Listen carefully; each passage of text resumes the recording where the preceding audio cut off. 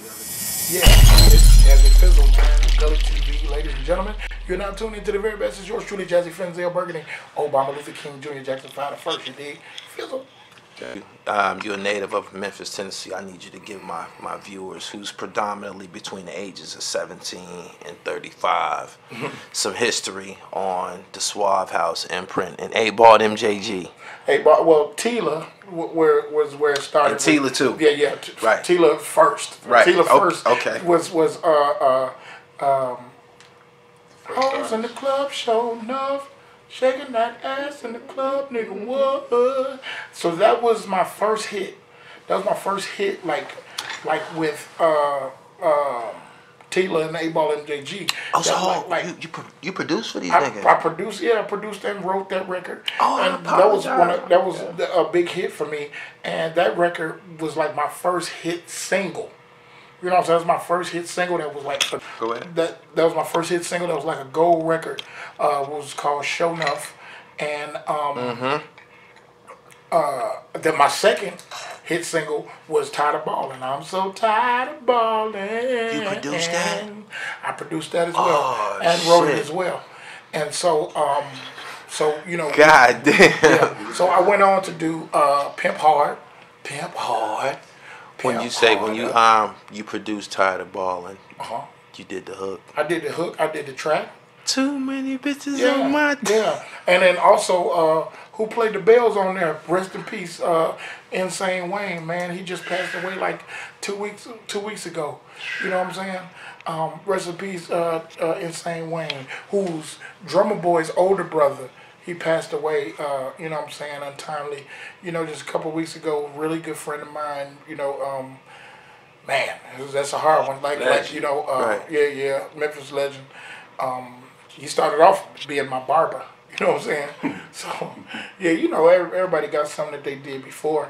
Yeah, I mean, 8-Ball and MJG, I worked with them. I worked with Mr. Mike, like, South Circle. Everybody. You do work with South Circle? Kind of. Okay. But with what happened was, Show Enough was so big, the Show Enough record was so big that I named my label Show Enough Records. Okay. You know what I'm saying? Teach. Yeah, and so, like, the record was so big that I moved to Houston. You know what I'm saying? I moved to Houston, Texas, because the Show Enough record was so huge. It was so massive. And see, if what a lot of people don't know about Houston is, like, when you see people like Young Thug and you see people like Paul Wall, all of these kids down there in Houston, and you don't see them nowhere else, is because in Houston, if you on this side of Houston, the east side of Houston, the east siders stay on the east side. The west siders stay on the west side. Everybody accordingly, like, they be like, well, I don't go over there. So with that being said, I can perform here at this club tonight, and I can perform at another club the same night, and it'll be a whole nother crew of people. Then I go to another club and do the same thing again. So by the time I circulate through Houston, Austin, and surrounding areas, I'm rich. And then by the time I make that whole run, it's time for me to do it again. Is this only possible in the South? No, it's Houston. Okay. Houston, Texas. Okay. It ain't no like Texas. It ain't no other city like that's game like that's why when you see the Texas dudes riding so big, if you go look at Slim Thug, like, he lived like a king. Yeah, I met him before. He don't even care. Right. Like, the name for his first album was called Already Platinum. Because he living like a platinum nigga. He's like, I see all y'all on TV, I got the same shit. Right. You know what I'm saying? I got a Rolls Royce, I got all of this. You know what I'm saying? So I think they were like vanguards for guys, you know, to really know that they could actually take control of their careers, grab a crew of brothers that really want to learn something, get out there and be independent. No doubt. And that, I love that. You know what I'm saying? I love that. I watch Russell Simmons, Tony Draper, Dad. I call him Dad, but you call him Jay Prince. Okay. You know what I'm saying? I call him Dad. He get on the phone. I watch all of them run their labels from a cell phone. And Diddy. You know what I'm saying? Virgil Sims over at Sleeping Bag Records, Puffy, all of those guys. Right. You know what I'm saying? All of them they really ran their companies from their phones. Okay. You know what I mean? Lastly, personally, I'd like for you to share with us your resume, some of the biggest hit records God, that you produced. man.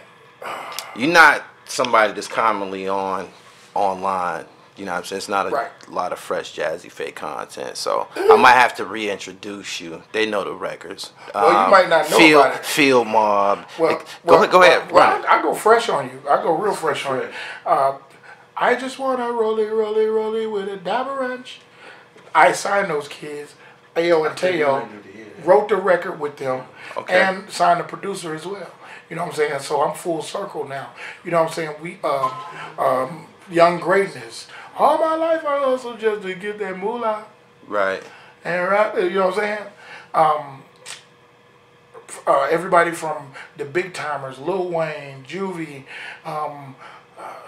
Birdman, Tony Braxton,